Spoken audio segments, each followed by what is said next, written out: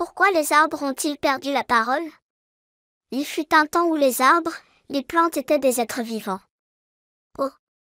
Je sais, allez-vous me dire, ils le sont encore aujourd'hui. Eh bien, non.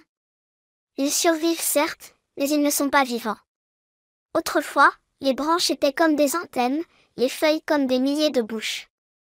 Les arbres écoutaient, les arbres parlaient. Ils étaient fiers, sauvages, libres. Ils traînaient d'égal à égal avec les autres créatures vivantes. Les hommes même les respectaient. S'ils avaient besoin d'un peu de bois pour se chauffer, ils prenaient les branches mortes qui jonchaient le sol. S'ils avaient besoin d'un bout d'écorce, ils le demandaient poliment. Et les arbres le leur donnaient en souriant. Mais un jour, les hommes en ont eu assez de demander la permission. Ils ne supportèrent plus d'avoir en face d'eux des êtres libres, fiers et sauvages. Ils voulurent les courber sous leurs lois. L'herbe pouvait bien pousser, mais pas sur leur chemin. Les arbres pouvaient bien exister mais à condition de leur donner des fruits à manger ou du bois pour se chauffer. Sinon ils n'avaient qu'à disparaître pour faire un peu plus de place. Quant aux rochers, il leur fallait arrondir les angles.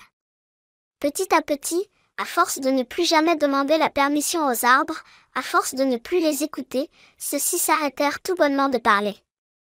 On oublia le sens de leur langage. Et l'homme finit par se persuader qu'ils étaient muets depuis la nuit des temps. Mais qui sait? Peut-être qu'un jour des enfants viendront. Ils se remettront à parler aux arbres, à leur demander la permission pour construire une cabane ou une balançoire entre leurs branches. Alors, les 1000 bouches du feuillage s'ouvriront.